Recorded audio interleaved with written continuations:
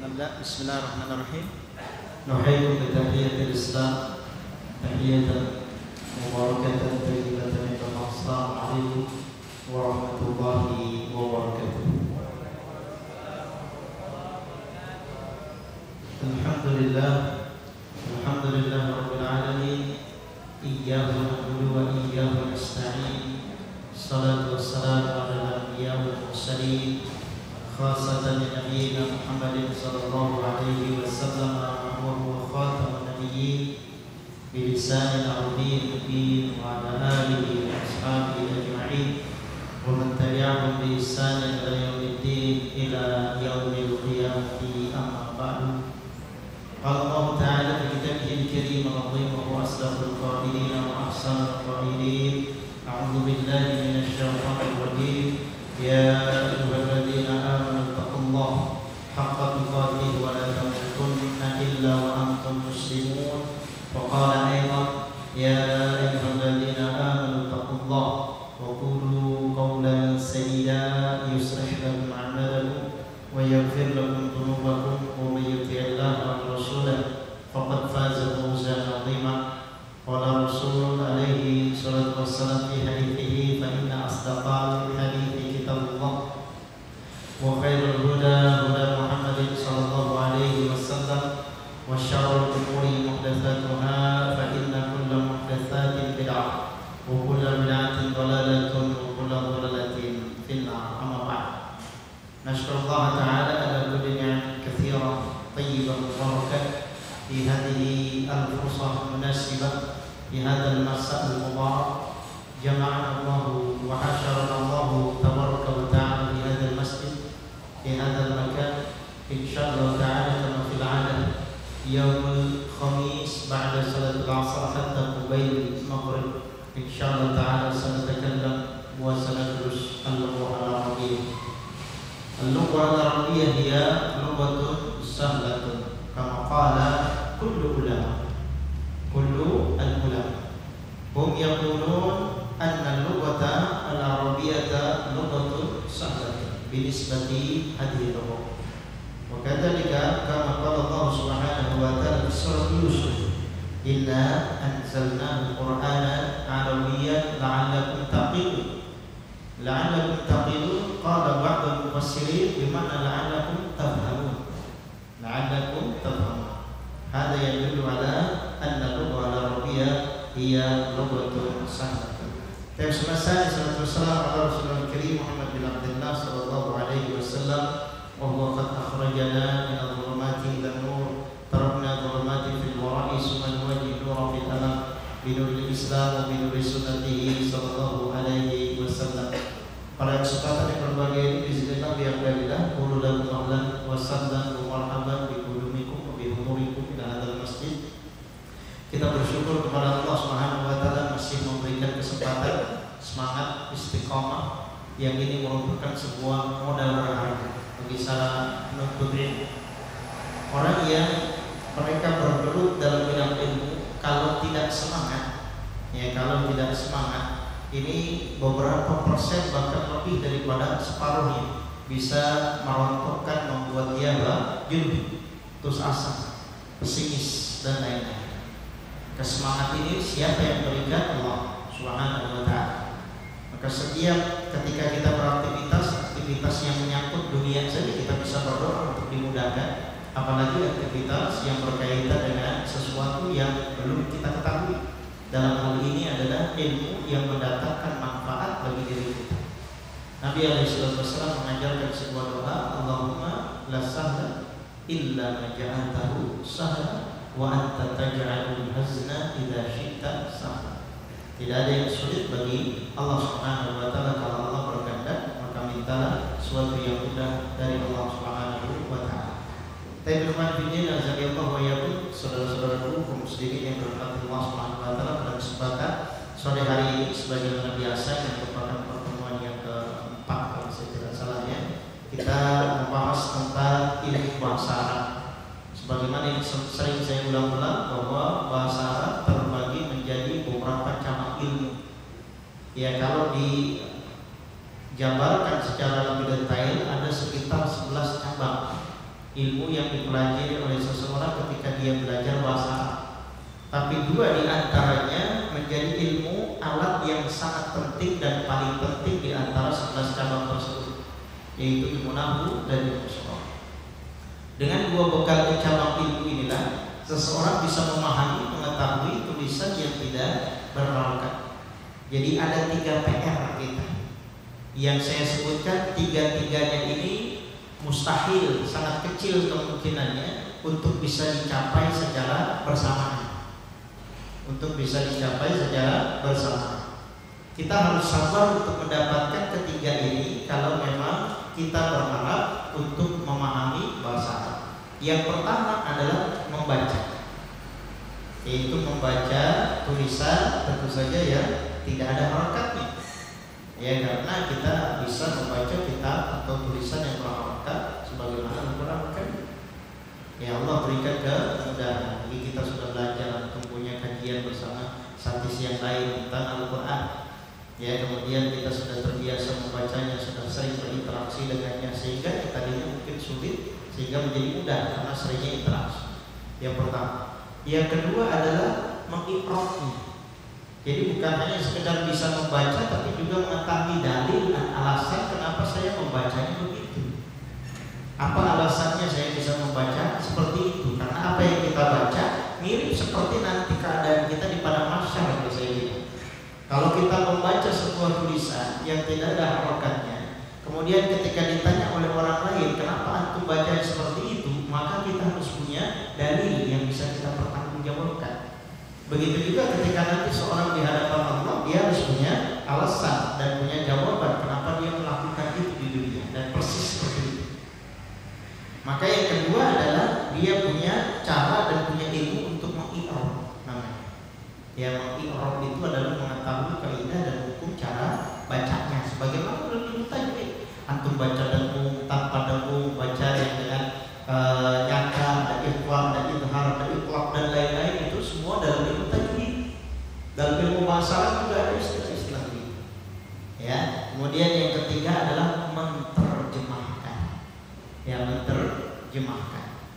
Nah, ini biasanya tahapan ketiga ini yang paling bisa pertama adalah baca dulu.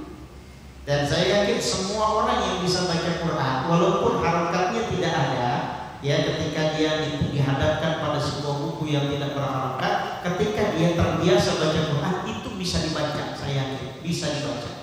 Kan, tetapi bacanya mungkin kacau, walaupun yang penting judulnya bisa dibaca. Walaupun cuma dengan perasaan, berkata-kata, perkiraan, ini modal selama ini. Yang ikhwah yang setiap mereka belum belajar bahasa Arab, ketika disuruh baca, modal perasaan, enak gak enak, perkiraan, ya kira-kira begitu, gitu ya. Dan juga dengan modal tebak-tebakan. Ya, saya nebak aja lah bacanya begitu. Ya. Kalau ditanya ini hukumnya apa, kenapa bacanya begini, wallahu a'lam, dan gitu ya. Nah, ini yang ketiga adalah menerjemahkan. Ya, menerjemahkan ini terkadang kalau kita lihat ada buku terjemahan dan buku Arab, kadang-kadang kalau yang kita membaca buku Arabnya kemudian tidak sesuai dengan apa yang diterjemahkannya, karena mungkin saja ada huruf atau kalimat yang dibuang, yang dianggap tidak penting, atau dia mendefinisikan dengan kalimat lain yang menurut dia lebih pas dengan waktu saat itu, dan seterusnya. Maka akan beda sensasinya bagi orang yang bisa membaca dan menerjemahkan kitab dengan orang yang hanya membaca terjemahan secara langsung. Maka salah satunya disebutkan oleh sebagian ulama, kalau kita orang ajam, kita itu orang Arab, orang ajam, ada rezeki sedikit, ada budget sedikit, kumpulin beli kitab. Minimal kita ancam dulu, awas dulu kalau gue bisa baca gitu. Kita ancam dulu. Salah satunya untuk memberikan awal semangat. Kalau buku ada di rumah, bukan sekedar pajangan, bukan sekedar kelihatan seperti orang pintar, tapi ya kita punya PR gimana caranya buku itu bisa bermanfaat. Buku ini disebutkan para ulama, salah satunya adalah Syekh Bakar Abu Zaid dalam kitabnya Syarah Hidayatul Talibin ini. Beliau mengatakan ketika orang belajar sesuatu dengan otodidak, ini lebih mudah tergelincirnya dibandingkan dengan bertanya. Apalagi belajar dengan ilmu usul. Kalau misalnya antum belajar tajwid, belajar tahsinul qiraah sendiri secara otodidak, antum kemudian mungkin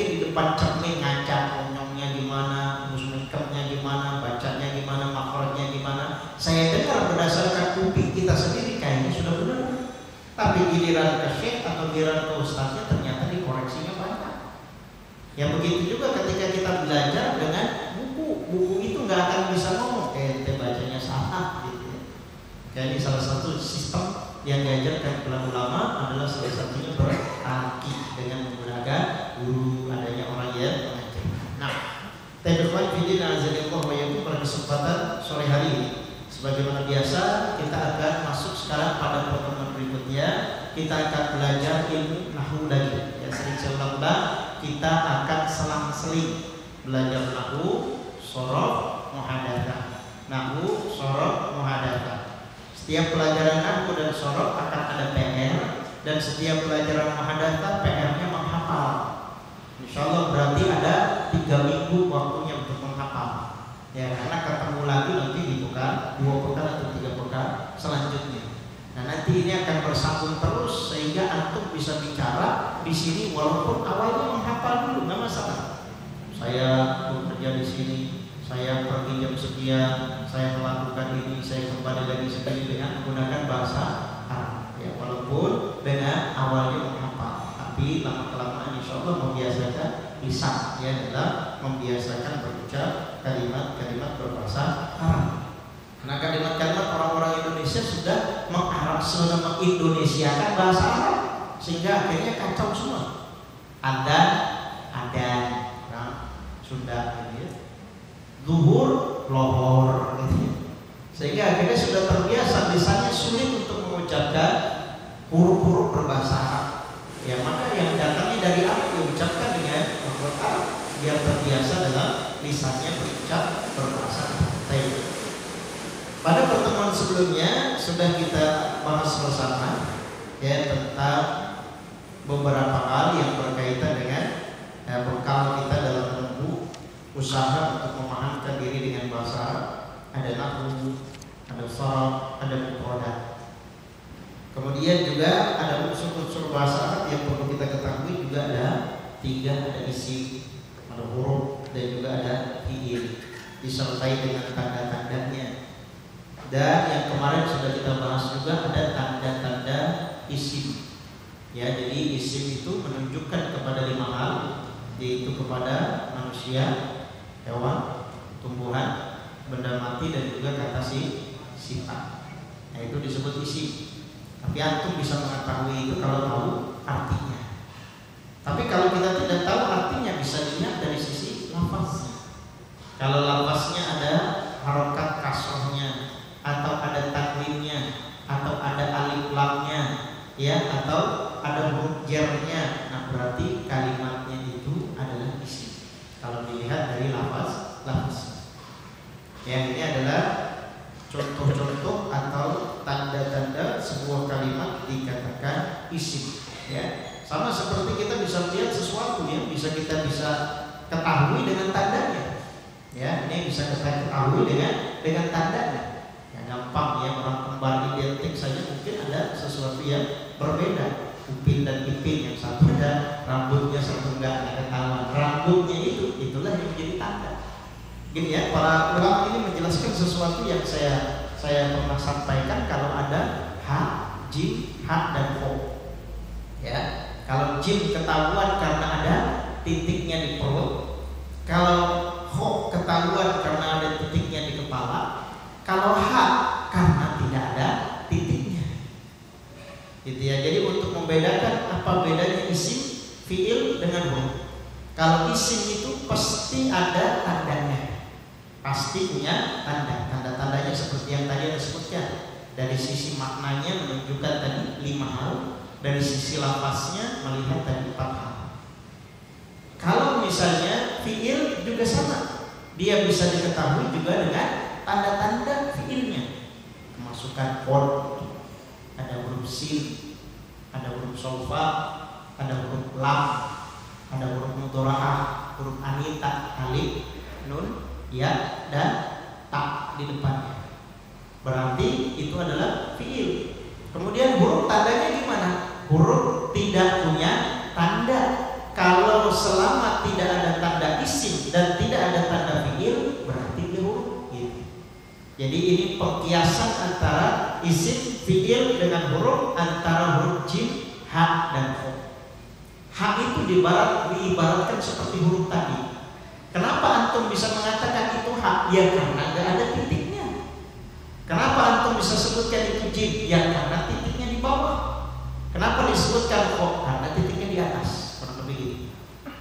Ya, kalau kita bedakan antara isim fi'il dengan huruf. Misalnya kita berani mengatakan kalimatnya al-masjidu.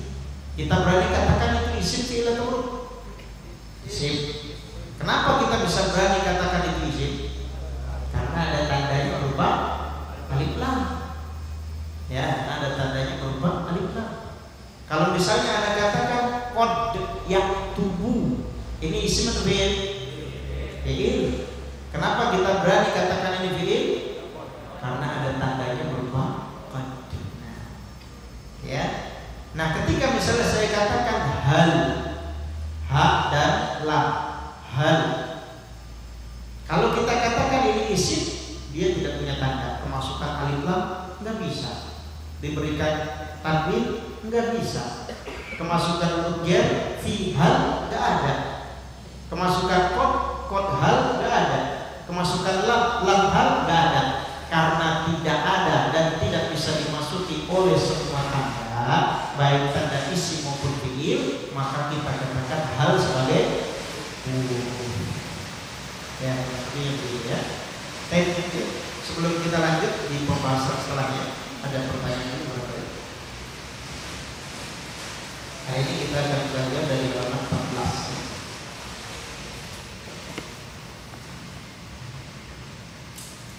Kalau tidak ada, sekarang silakan buka di kitabnya, bukunya halaman 14 tentang pembagian kalam.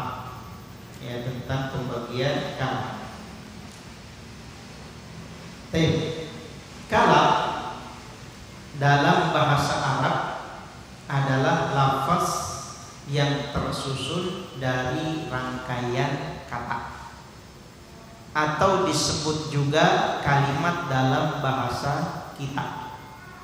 Sementara kalimat dalam bahasa Arab adalah kata dalam bahasa kita paham. Jadi ada istilah kalimat. Kalimat ini dalam bahasa Indonesia dan dalam bahasa Arab.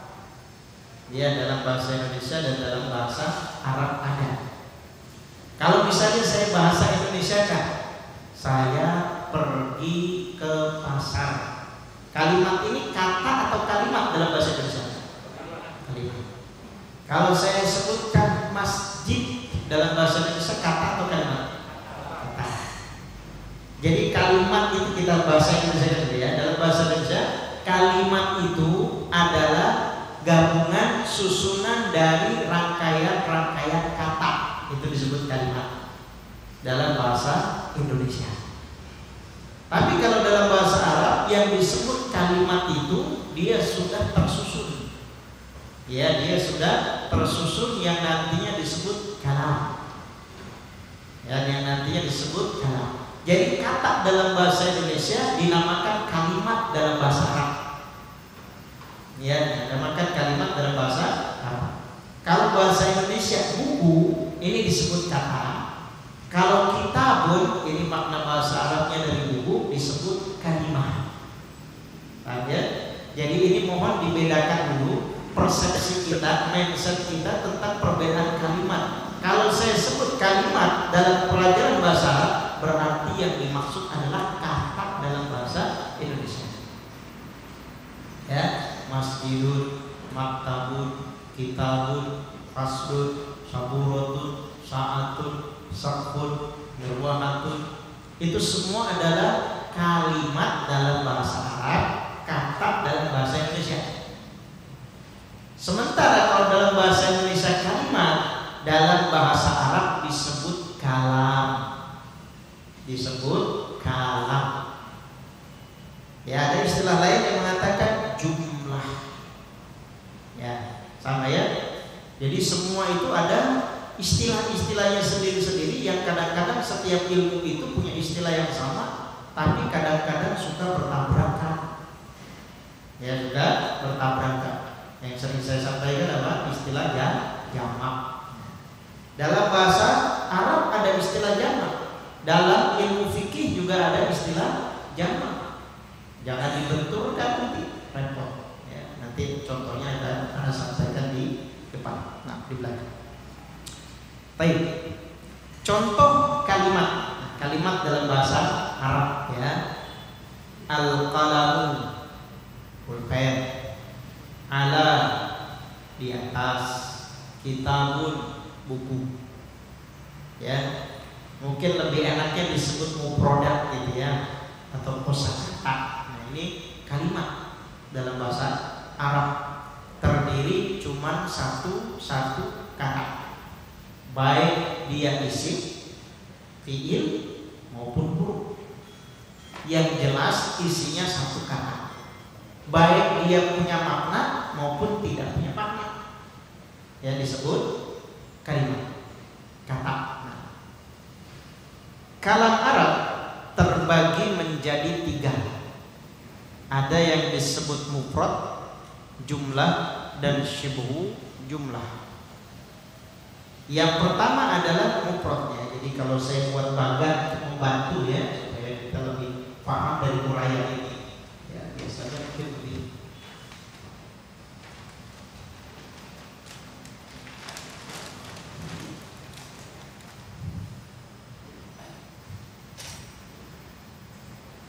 Pembagian al-kalam ya, pembagian kalam al-kalam dia terbagi 3 ya. Pertama ada al-mufrad, yang kedua ada al-jumlah, yang ketiga ada yang namanya syibhu jumlah.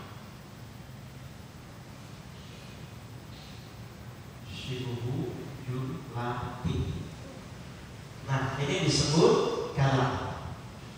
Sementara kalimat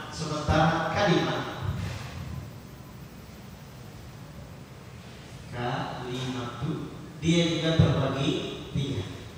Yang satu ada yang namanya ismul mufrad.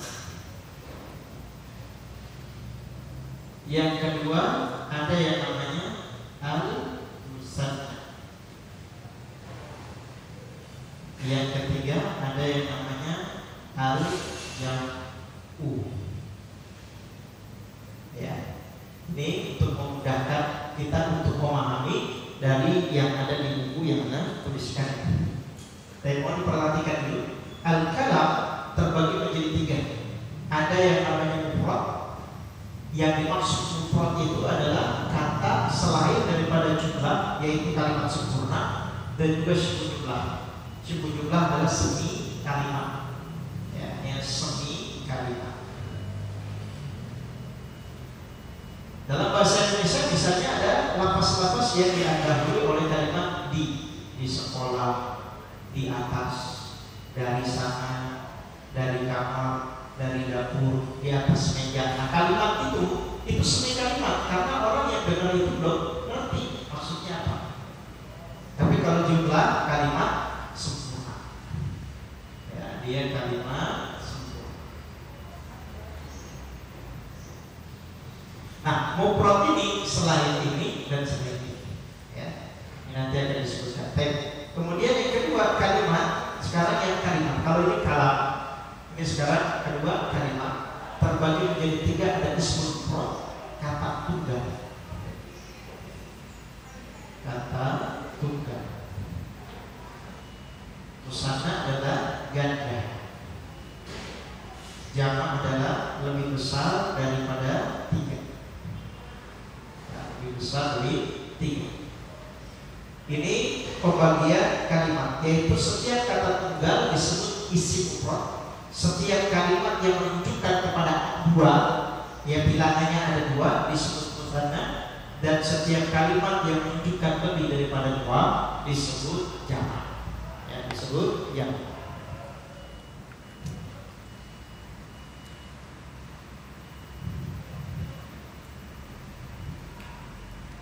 Baik, yang pertama di sini dijelaskan adalah isim mufrad. Ya, isim mufrad bagian yang bawah sebelah kanan.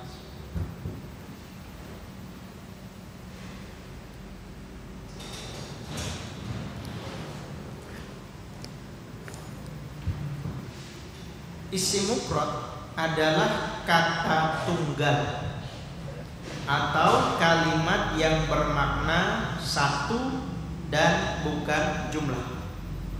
Kalimat yang bermakna satu. Satu buah pulpen, satu buah meja, buku, kelas, masjid, baju, celana, mobil, motor, itu disebut kalimat mufrad. Ya, maka kita semua itu disebut isim mufrad. Nah, tunggal, kata tunggal. Ya. Belum ada yang ganda, apalagi ya.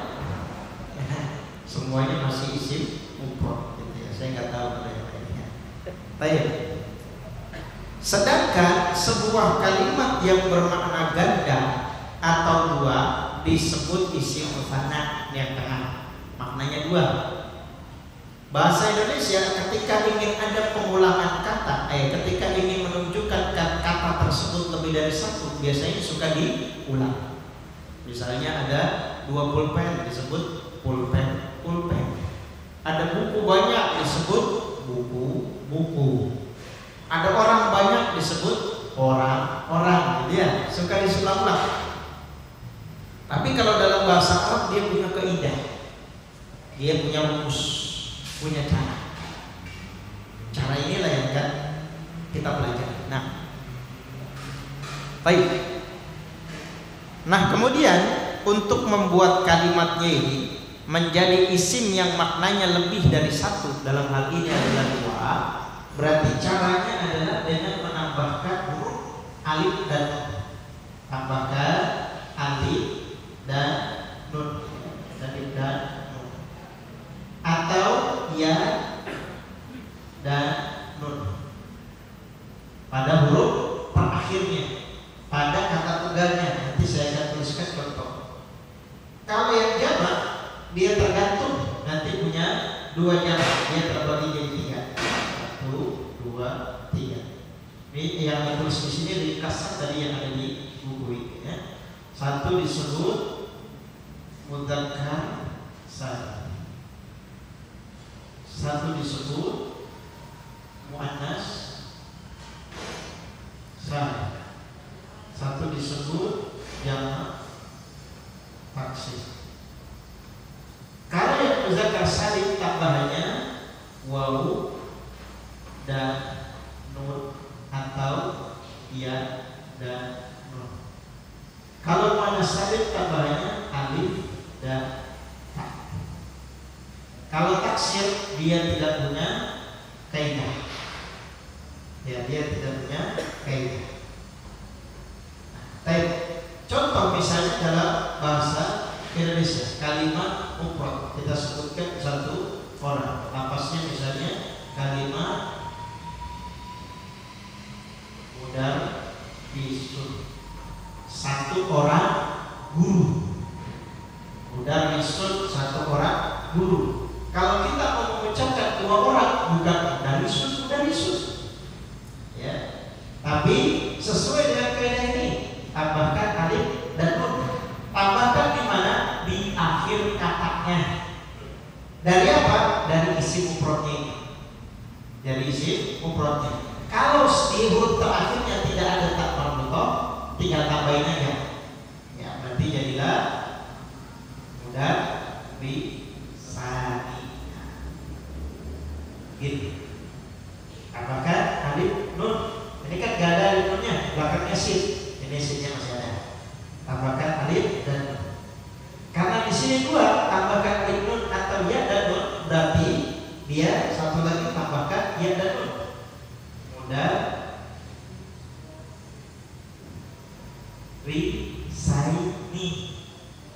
Mudarrisaini dengan cara sinnya ini dipatah, dengan cara sebelum huruf ya-nya yang bersukun dia dipatahkan dan nunnya dikasrohkan.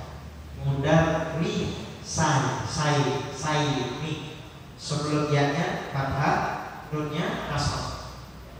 Ya, kaidahnya ini. Nah, begini. Terbeda dengan yang di sini ya. Apa ada tulis begini karena nanti ada perbedaan di sini. Kalau yang muannas salim ini khusus untuk yang perempuan. Nanti ada tuliskan di bawahnya. Ya. Kemudian yang jamak taksir berarti kalau ini belum ada, maka ini tidak ada. Maka di sini yang dijamak mudzakkar salim dengan tambah waw dan nun. Berarti tambahkan waw dan nun di akhir dan bisu. Apakah waw dan nun? Kalau ini alif nun, ini waw nun. Mudari sunnah. Dia tidak dibaca mudari sauna, enggak. Tapi karena waw cocoknya sama domah, jadilah dibacanya mudari sunnah. Sama seperti ini tadi, mudari sani isinya nggak boleh dibaca selain mudari suami nggak bisa. Atau mudari si tapi depannya. Pokoknya gampangnya kalau ada alif pasti sebelumnya fathah. Hurufnya apapun pasti fathah. Karena ini dua tambahannya ya dan nun. Nah berarti mudah risi. Nah ini kalau mudah risi. Ini kebalikannya ya. Ini berarti arahnya begini. Nah, sebelum ya-nya kasroh, nunnya fathah. Ini sebelum ya-nya fathah, nunnya kasroh. Bedanya di sini. Ini menunjukkan dua, ini menunjukkan lebih dari dua. Lebih dari keduanya sampai kapan? Sampai tidak terbatas. 1 juta orang, 2 juta orang tetap pakainya. Ya, tetap pakainya ini. Nah ini namanya isim mufrad, berarti kata tunggal satu orang guru. Kalau 2 orang berarti mudarrisani atau mudarrisaini. Kalau 3 orang berarti mudarrisuna, mudarrisin. Sekarang kita kuatkan yang ini dulu sebelum saya pindah ke muannas salim dan jamak taksir. Nah, kalau saya sebutkan kalimatnya tajirun, tajir nanti pakai jamak taksirnya. Kita pakai kalimatnya misalnya muhandisun, insinyur. Kalimat isim mufradnya muhandisun. Bagaimana isim musanahnya untuk 2? Muhandisani atau muhandisaini. Bentuk jamaknya lebih dari 2. Muhandisina atau muhandisuna. Ya, muhandisuna. Kalau saya katakan kalimatnya misalnya talibun. Kalau 2 orang berarti gimana? Talibani, talibaini. Yang jamak talibuna, talibin. Kalau saya sebutkan kalimatnya jalisun, orang yang duduk. Kalau 2 orang yang duduk gimana?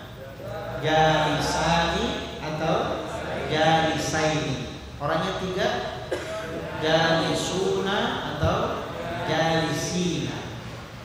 Kalau saya sebutkan kalimatnya dakhilun, orang yang masuk. Dakhilun. Berarti kalau 2 gimana? Dakhilani atau dakhilaini. Kalau 3 orang, dakhiluna atau dakhilina. Kalimatnya rokibun, orang yang berkendara. Rokibun, rokibani, rokibaini. Atau jamaknya rokibin. Gampang ya. Qaimun, kalimatnya qaimun, orang yang berdiri. 2 orang,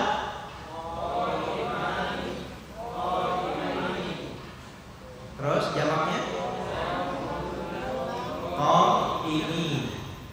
Hadirun, hadirun untuk 2,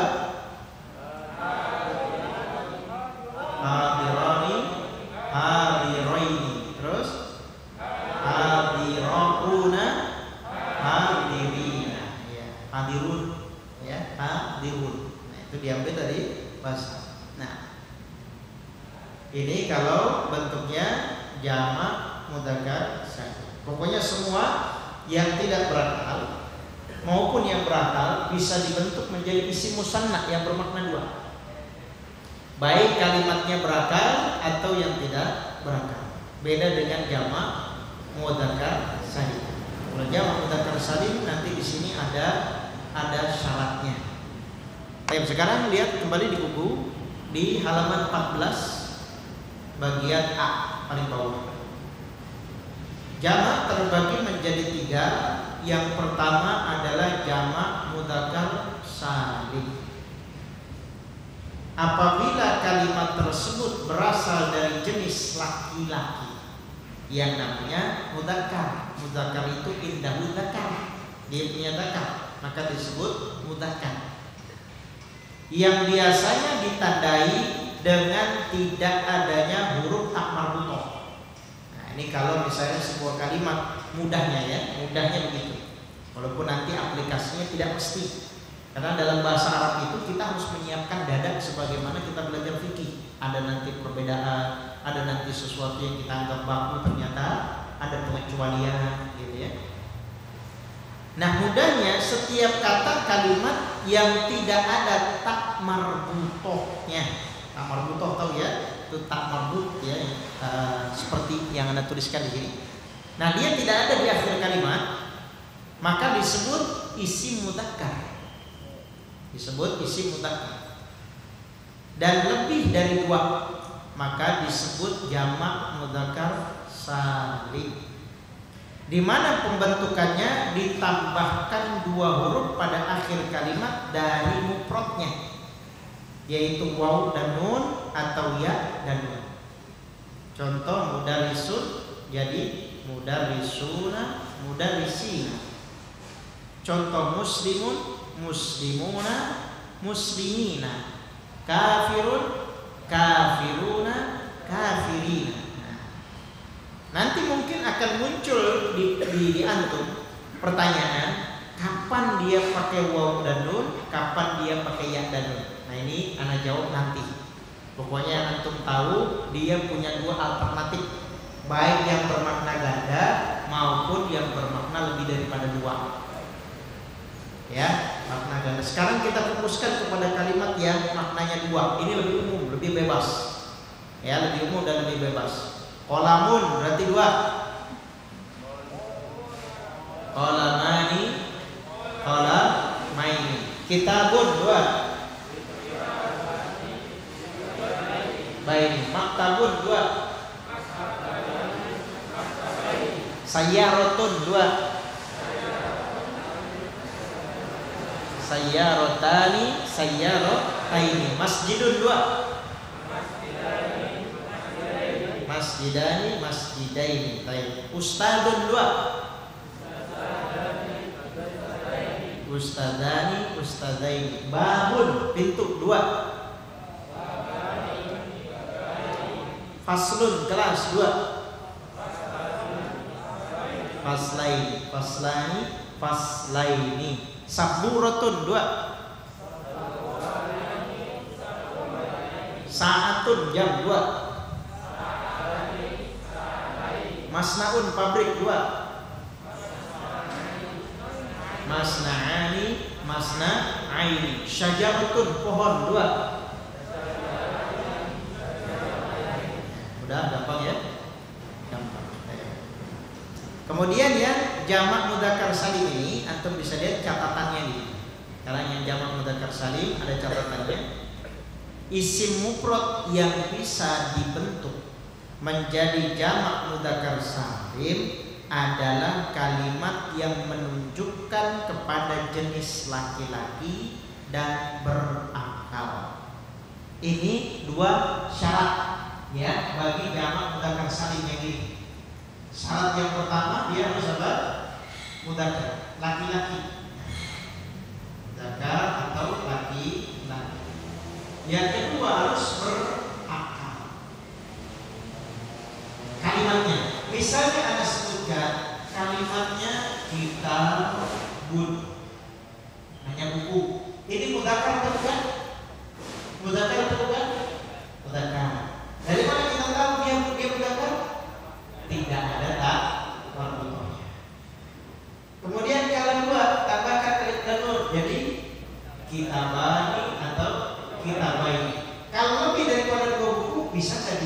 jamak mudzakkar salim. Jadi kita guna. Tidak bisa. Kenapa? Karena tidak berakal. Ada satu syarat yang tidak terpenuhi. Satu syarat yang tidak terpenuhi.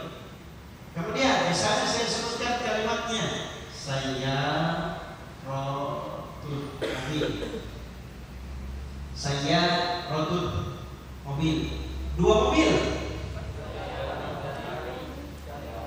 Saya rotani, saya rotaini. Bisakah ketika jamak saya buat menjadi jamak mudzakkar salim? Saya rotuna. Bisa nggak? Nggak bisa. Sebabnya kenapa? Dia mudzakkar. Dua, dia tidak berakal. Dia tidak berakal. Nggak bisa. Terus misalnya saya sebutkan lafaznya, kalimatnya Maryamu. Secara lapasnya mudzakkar atau muannas? Secara lapas muannas. Ya, tapi secara makna mudzakkar atau muannas? Muannas. Sekarang orang Latin namanya Maryam. Kalau namanya Maryam boleh ditanyakan ya. Maryamu. Terus ketika Maryamnya ada dua, ngomongnya gimana? Maryamani, Maryamaini. Bisa nggak saya buat kalimatnya jadi Maryamuna kalau tiga? Kan dia berakal. Bisa nggak? Maryamuna bisa nggak? Nggak bisa. Kenapa? Karena bukan mudzakkar. Nah, begini ya. Ini yang di atas tidak bisa karena tidak berakal. Ini tidak bisa bukan mudzakkar dan tidak berakal. Ini tidak bisa karena dia berakal tapi bukan mudzakkar.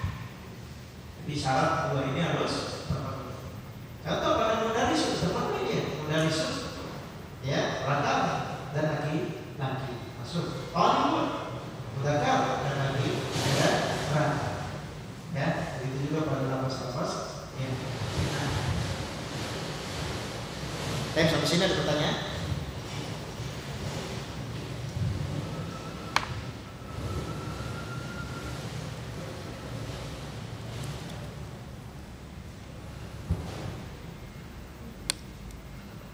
Tidak ada. Sekarang masuk ke poin B, halaman 15. Berarti bagian yang kedua, jamak muannas salim. Jamak muannas salim ini lebih umum, tidak seperti jamak mudzakkar salim. Kalau tadi jamak mudzakkar salim dipersyaratkan harus mudzakkar dan berakal. Kalau ini dipersyaratkan hanya harus muannas saja, tidak harus berakal. Jadi semua kalimat yang menunjukkan kepada lafaz dan makna muannas bisa dijamakkan dengan jamak muannas salim. Nah, kaidahnya bagaimana? Dia ditambahkan alif dan ta. Nah, itu ya. Yang Anda tuliskan muannas salim tambahkan alif dan ta. Caranya bagaimana? Kalau ada isim mufradnya, berarti kata tunggalnya menunjukkan muannas, dia diakhiri tak marbutoh. Contoh, kalimatnya pada lafaz muslimah.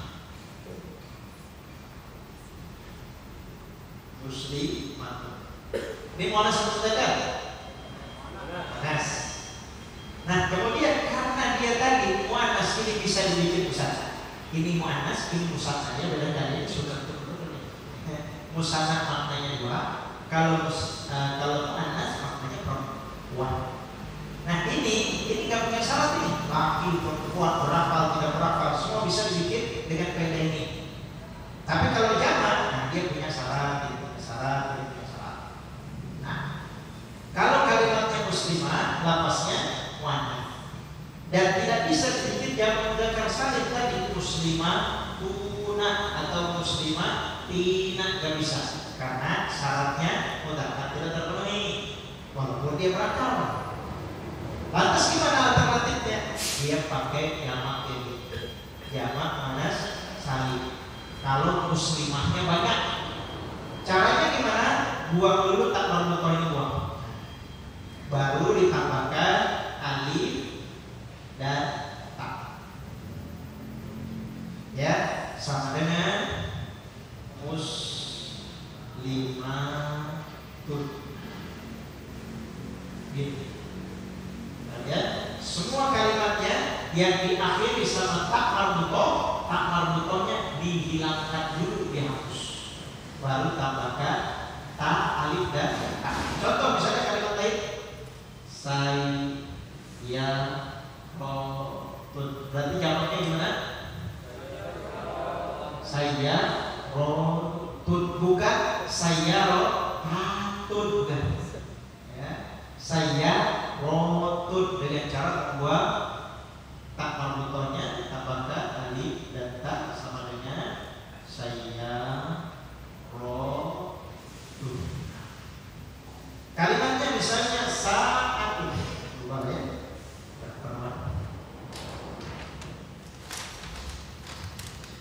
Kalau mau di foto-foto atau biar gampang seperti itu ya. Kalau tulis mungkin lama, dia begitu.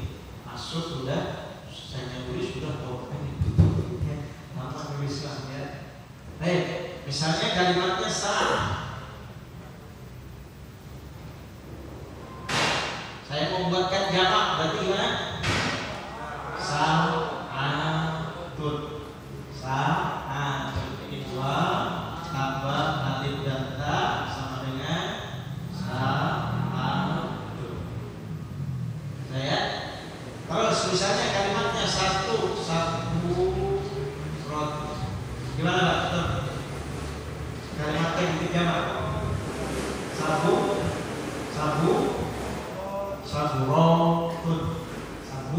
rotun. Terus misalnya yang kedua, misalnya kalimatnya kafirotun. Coba. Kafirotun. Terus misalnya kalimat yang ketiga, talibatun. Betul. Nah, talibatun. Terus kalimatnya misalnya keempat, ustadatun. Betul, ustadatun. Udah ya? Gampang. Ya, ini buat bikin jamak muannas salim. Yang penting tahu dulu ini muannas. Ya, bentuknya muannas. Ketahuannya dari mana? Setelah itu dibikin jamak, tambahkan alif dan ta. Ya, berarti maknanya papan tulis banyak, orang perempuan kafir banyak, para penuntut ilmu perempuan banyak, para ustadzah banyak. Ya.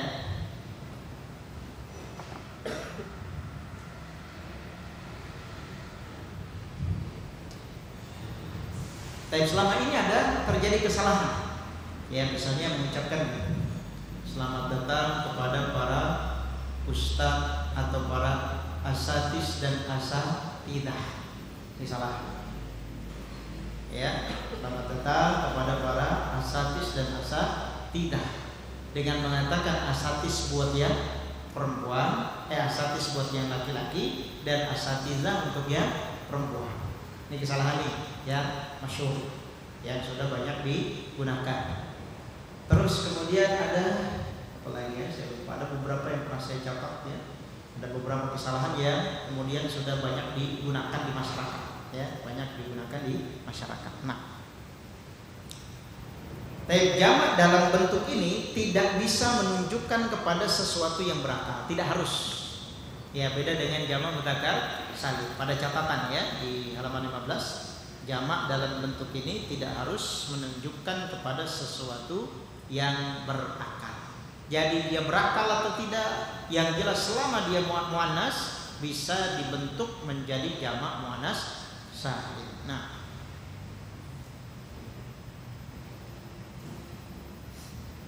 baik, berikutnya yang ketiga, jamak taksir.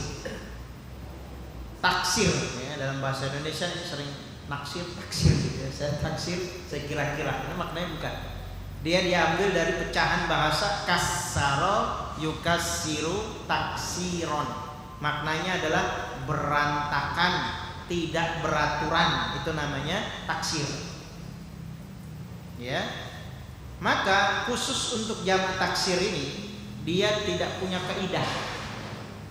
Kenapa? Dia menampung kalimat-kalimat, kata-kata yang tidak bisa dijamak mudzakkar salim dan tidak bisa dijamak muannats salim.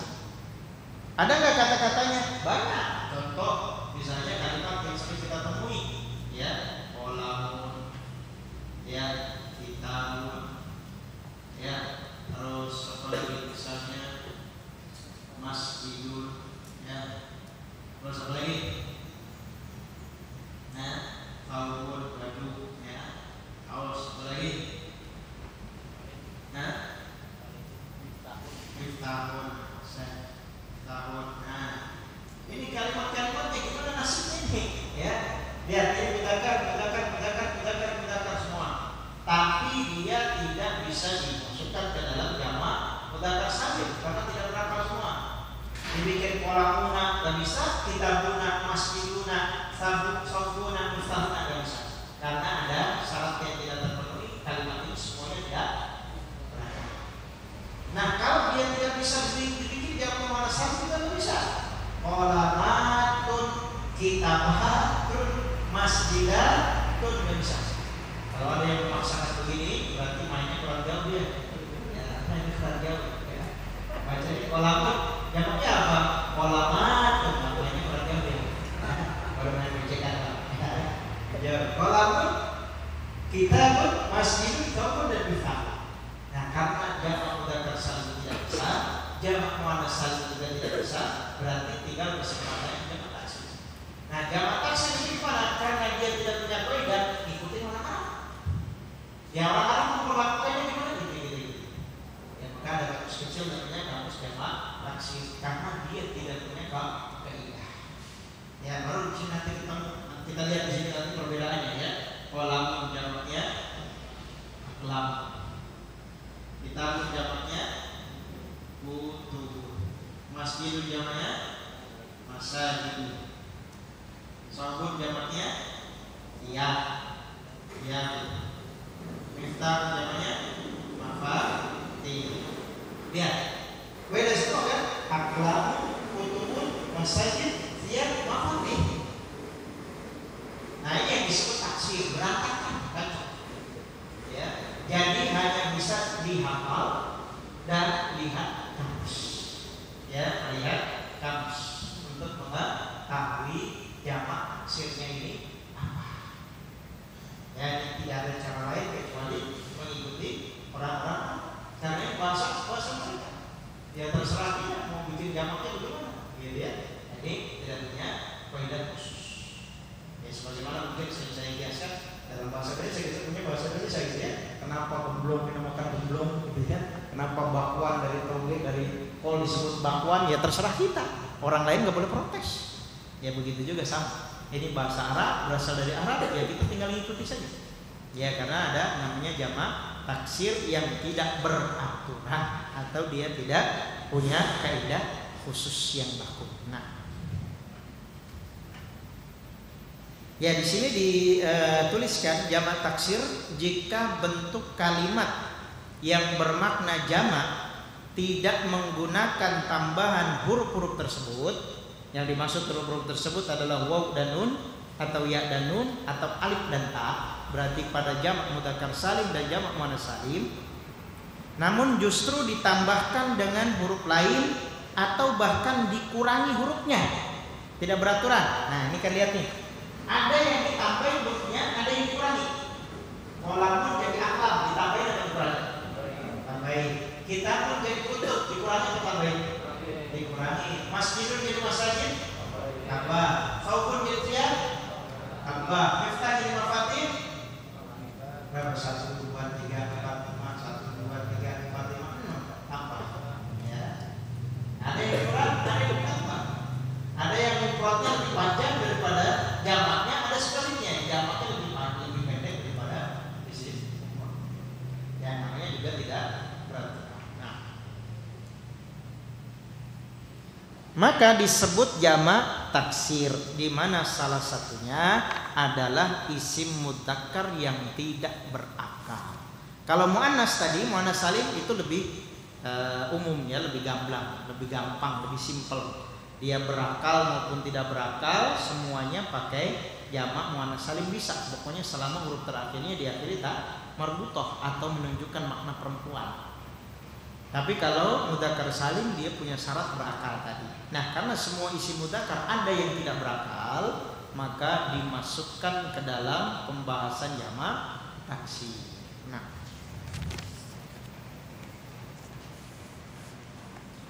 di sini contohnya ada di halaman 16, kitabun kutubun, maktabun makatibu, daftarun dafatiru, bustanun basatinu, safinatun sufunun. Ya, ini khusus untuk kalimat bustan ya. Nanti mungkin ada kerancuan di antara teman-teman.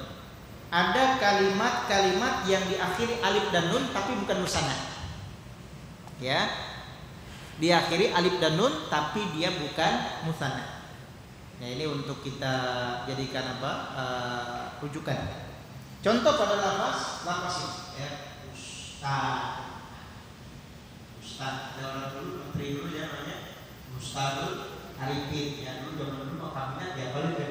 Ustadul Arifin Ustad. Sekarang mau diapalin kata dulu ya. Ustad. Bustan ini maknanya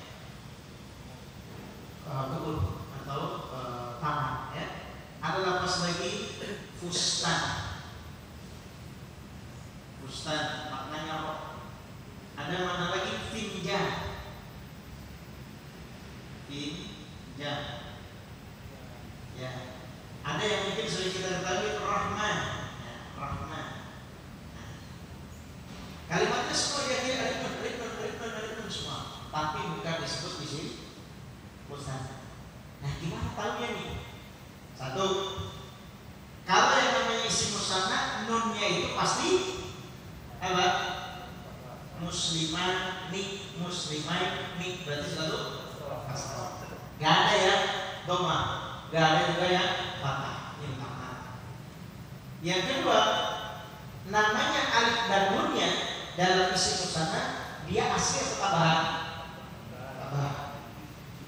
Kalau dia tambahan, misalnya alif dan nunnya dibuang, kalimatnya masih tetap punya makna. Tapi kalau ini kalimatnya alif dan nunnya dibuang, dia tidak punya makna. Misalnya bustanun, alif nunnya dibuang, bustun, cari dari kamus bustanun jadi bustun, finjanun jadi finjun, tidak ada. Nah, berarti ini alif dan nunnya asli. Ya, kalau ini ketahuan doma kan enak ya, tapi masalahnya kalau kalimatnya tidak berharokat, nah kita nggak tahu ini. Misalnya isi musanna, maka lihat kalau misalnya ini dibuang, ini ada maknanya, berarti ini tambahan menunjukkan kepada dua. Contoh kalimat muslimani, alif nunnya dibuang jadi muslimun, ada maknanya. Ya, safurotani, alif nunnya dibuang jadi safurotun, ada maknanya. Ya, tapi kalau ada yang dibuang tidak bermakna, maka ini asli. Berarti tetap disebut isim mufrad atau musanna ini? Tetap disebut isim mufrad. Berarti kalau mau bikin dua gimana bustanun? Bikin dua bustan, nah ini atau bustan, nah ini. Jadi bustanun, bustanani atau bustanai, fitjanun, fitjanani atau fitjanai, rahmanun, rahmanani atau rahmanai. Maka ini kalau maknanya bisa membedakan antara asli atau palsu ya.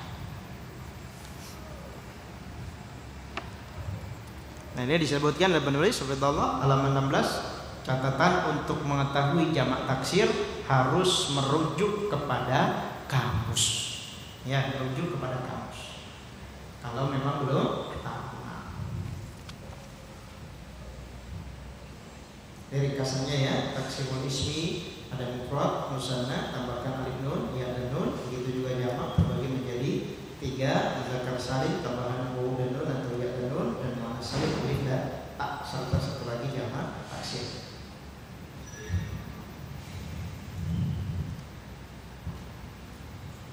Baik.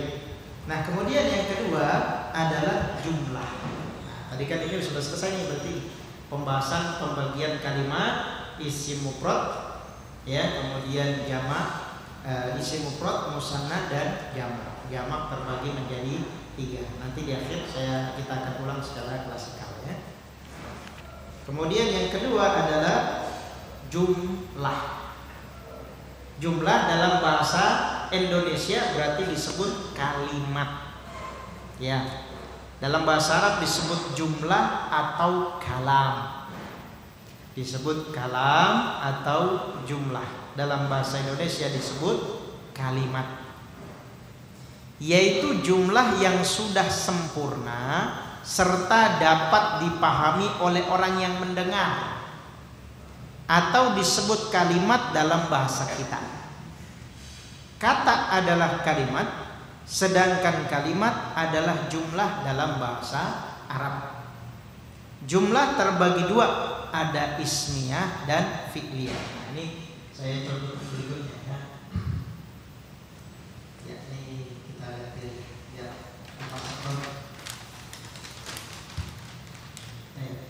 Jumlah ini selain mufrad tadi, ya, al jumlah.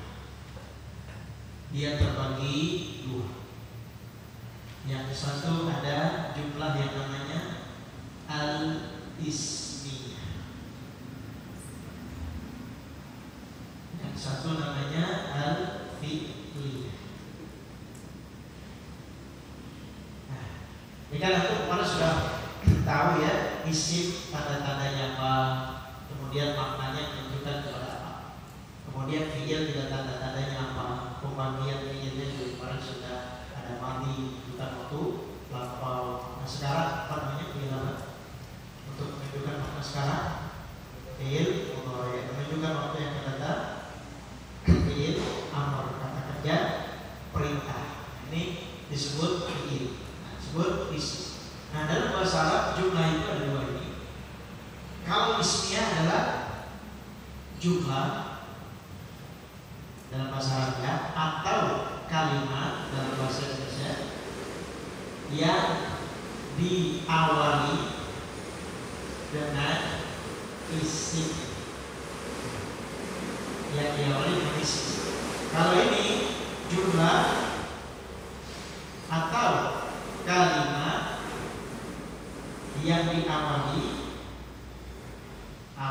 dengan fi'il. Nah, ini mudah sekali, ya.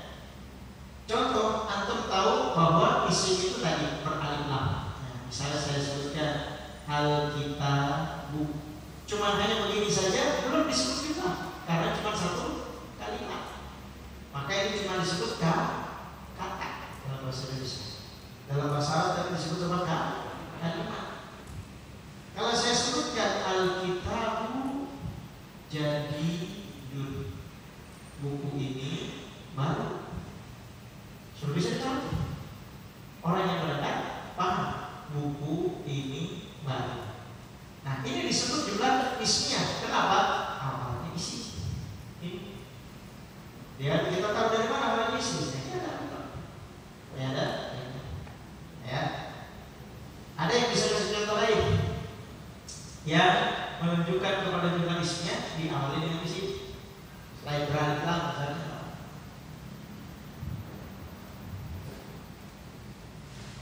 Nama orang misalnya.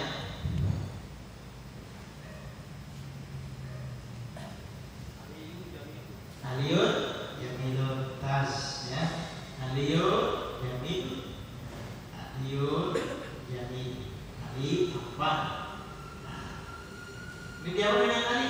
Ali itu isim, berarti masuk ke jumlah ismiyah. Ali tanpa berarti Pak.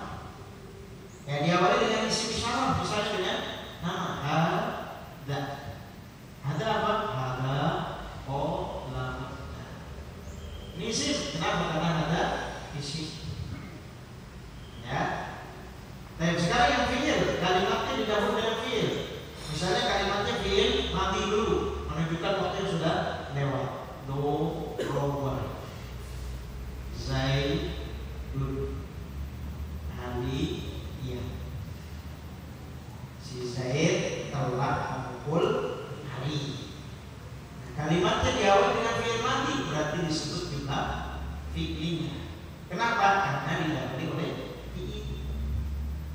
Fiilnya fiil mudhari, sekarang ganti yatribu Zaidun Ali. Ya.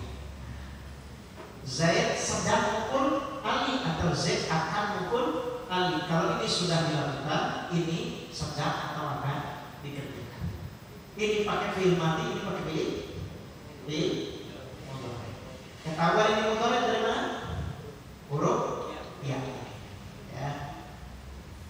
Terus kalau fiilnya amar sekarang idrib Ali Alia ya Zaid. Pukul si Ali oleh Zaid. Pukul Ali oleh Zaid. Ini kalimatnya diawali dengan fiil kata kerja perintah. Disebut apa? Kata kerja perintah? Fiil. Ya. Karena ini fiil semua, berarti jumlahnya disebut jumlah fi'liyah. Karena jumlah atau kalimat yang diawali dengan fiil.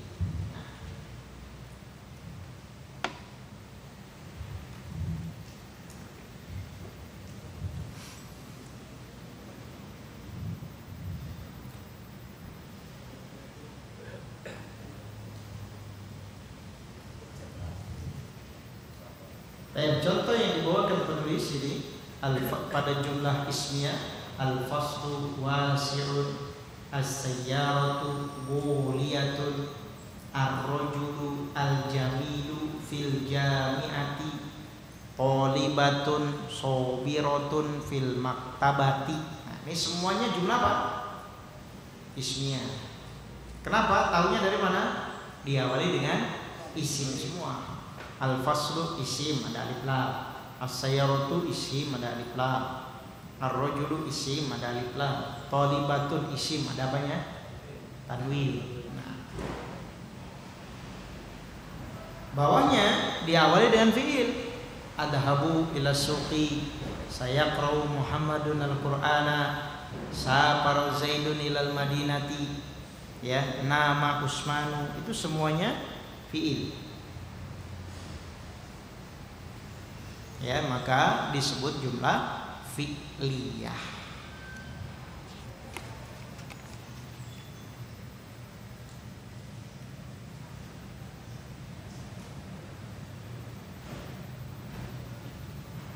Sekarang misalnya saya berikan latihan 3 soal. Ya, saya tulis kalimatnya.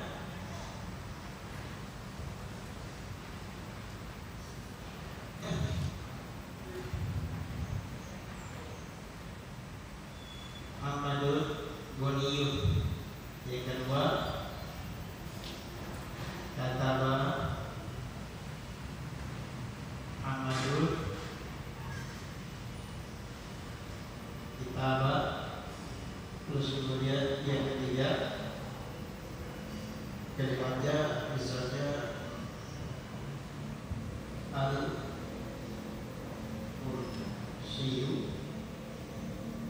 mati. Yang pertama Muhammadun Ghaniyun. Ini Muhammadun isim fi'il dzuruf. Isim ketahuinya dari mana? Dari tanwin, menunjukkan kepada manusia hewan tumbuhan manusia. Ghaniyun ini isim atau fi'il? Huruf. Isim ketahuinya dari mana? Dari tanwin, menunjukkan kepada nama, sifat, tumbuhan. Jumlahnya jumlah apa? Ismiyah atau fi'liyah? Jumlah ismiyah. Karena diawali dengan isim. Kataba Muhammadun al-kitabah. Kataba isim fi'il dzuruf. Ya, isim fi'il dzuruf fi'il. Fi'ilnya fi'il apa? Mati, mudhari atau amr? Mati. Berarti menunjukkan waktu sekarang, waktu nampak atau lampau. Terus Muhammadun sudah, al-kitabah isim fi'il dzuruf. Isim ketahuinya dari mana? Ada alif. Jumlah ini isim atau ismiyah atau fi'liyah? Fi'liyah, karena diawali dengan fi'il. Yang ketiga al-kursiyu matinun. Al-kursiyu isim fi'il dzuruf. Isim. Nah, kemudian tanda isimnya di mana? Berada. Matinun isim fi'il dzuruf. Isim. Ketahuinya dari mana? Ada di tanwin. jumlah ini ismiyah atau fi'liyah? Jumlah ismiyah karena diawali dengan isim. Terus latihan berikutnya, nah tuliskan ada 5, 1, 2, 3, 4, 5. Nah tulis misalnya kalimatnya imam, yang kedua hati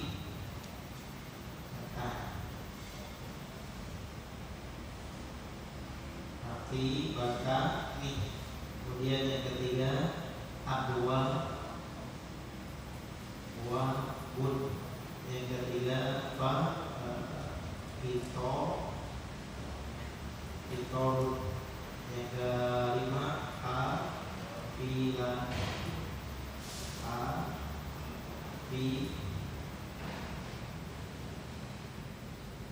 bata. Nah, soimut isinya mufrad, musanna atau jamak? Soimut orang yang puasa, mufrad, musanna atau jamak? Isim mufrad. Musannanya gimana? Kedua, soimani atau soimaini. Bikin jamaknya gimana? Soimuna atau soimina. Terus kedua hati batani, ini bentuknya isim mufrad, musanna atau jamak? Hati batan, dua tas ya, maknanya tas. Hati batan, bentuknya mufrad, kata tunggal, musanna ganda atau jamak lebih dari dua. Musanna, ketahuinya di mana? Ada alif sama nunnya. Kalau saya mau bikin mufrad, berarti mufradnya apa ini? Kata tunggalnya. Aki, batu, ini dibuangnya. Bikin jamak karena dia tidak bisa bikin haki batun atau haki bata, sebenarnya bisa ya. Tapi ada pakai jamak taksir. Jadi kadang-kadang ada isim mufrad yang punya dua jamak. Abwabun, betul. Nah, ini jamak atau mufrad atau musanna? Nah, pintu-pintu berarti apa? Jamak. Jamaknya jamak apa? Jamak taksir, mudzakkar salim atau muannas salim? Ada wawunya enggak? Ada wawunya. Ada alif dan ta-nya enggak? Enggak ada. Berarti ini pakai masuknya ke jamak taksir. Ya, jamak taksir tidak berat. Baik. Terus kitorun, betul. Kitorun isim mufrad, musanna atau jamak? Kitorun itu maknanya apa? Kereta. Berarti mufrad, musanna atau jamak? Ya. Kitor, kereta.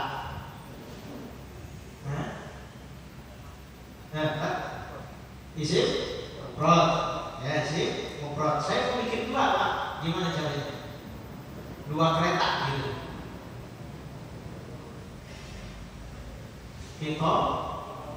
Kitoroni atau kitoroi. Ya, kitoroni atau kitoroi. Dan ini tidak bisa dibikin pakai jamak mudzakkar salim tambah waw dan nun karena bentuknya apa? Tidak berakar. Hafilatani. Ini isim mufrad, musanna atau jamak? Musanna. Ketawanya ada alif dan nun. Bikin isim ini jadi mufrad gimana? Hafilatun. Buang ini. Nah, ya karena hafilatun panas perempuan, bikin jamak berarti gimana? Hafilatun. Jadi tambahkan alif dan ta setelah kata mutoknya dibuang.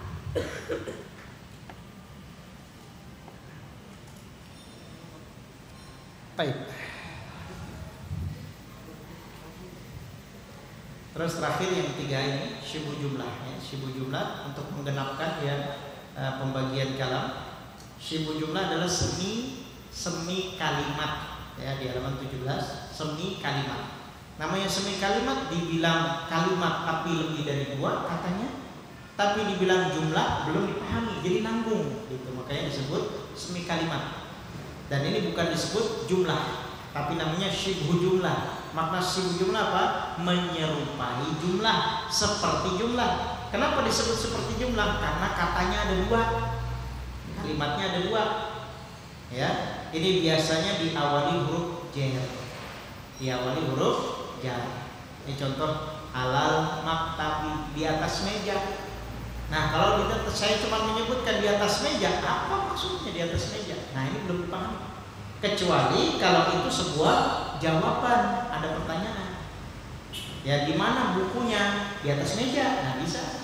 Tapi kalau tiba-tiba tahu-tahu mengatakan di atas meja, apa yang di atas meja? Nah, ini ada penjelasan. Fil fasli, di dalam kelas.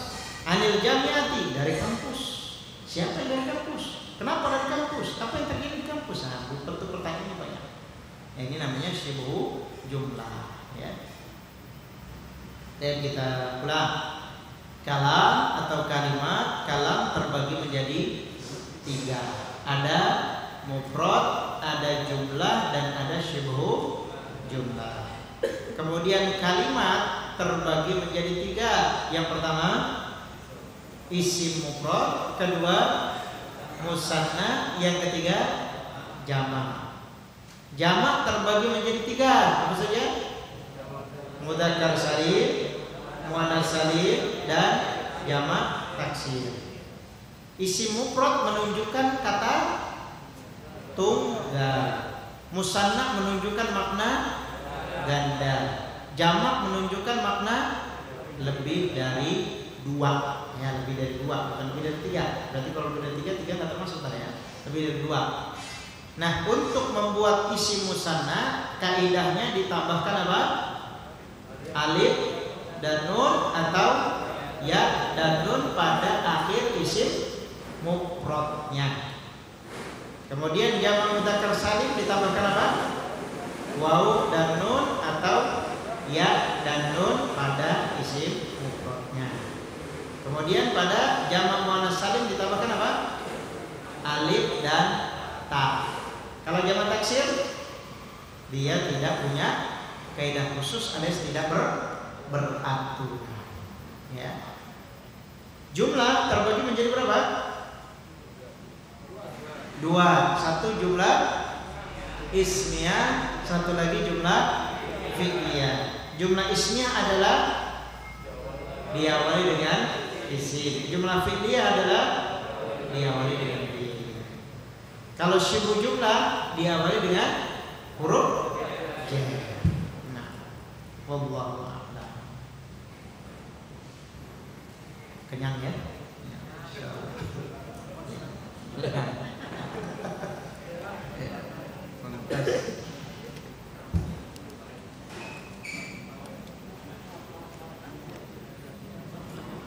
Nanti akan diperkuat dengan latihan ya. Ini hasilnya Pak Anwar. Mohon dikoreksi, ini mungkin nanti ke depannya bisa saya printkan dulu dah ya, karena nanti banyak yang gagal paham juga dengan maksud pertanyaannya. Jadi nanti mungkin mudah-mudahan di pekan berikutnya saya printkan, saya kopikan, ketika di akhir sesi seperti ini saya jelaskan maksud pertanyaannya ya, biar semuanya memahaminya sama ya.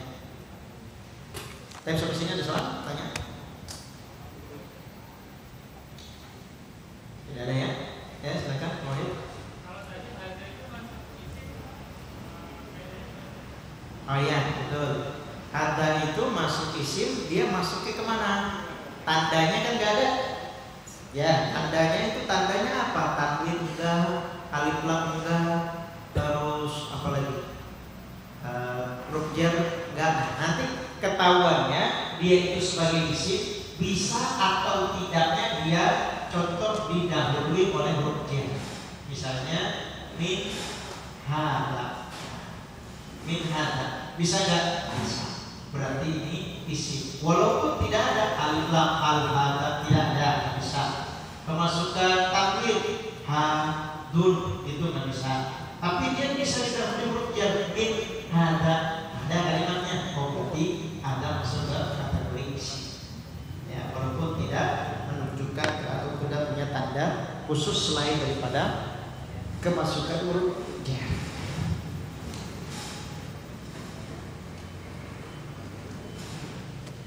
Jadi cukup mungkin ini yang bisa saya sampaikan pada kesempatan sore hari ini. Semoga berfaedah, semoga bermanfaat, khususnya bagi yang menyampaikan dan bagi para ikhwah sekalian.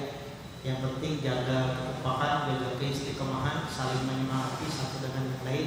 Kalau susah banget ya. Ada juga yang lebih susah dan lebih kesulitan dalam memahami, tapi lama kelamaan syukuri dengan apa yang Allah berikan. Yang kita tahu sebelumnya nggak tahu isim, kemudian sekarang tahu itu ini. Ya sebelumnya kita tidak tahu fiil itu, mungkin nggak pernah dengar apa itu fiil gitu ya. Tapi sekarang kita sudah tahu itu ilmu, ya. Maka hargai yang sedikit, syukuri yang sedikit, nanti Allah akan tambah dari kenikmatan yang lebih besar. Ya. Yang benar datangnya dari Allah Subhanahu Wa Taala dan kepada yang benar dan Rasulnya yang selalu diberikan pribadi dan kepada syaitan yang tertutup, tapi dia terhadap di luar kepada majelis.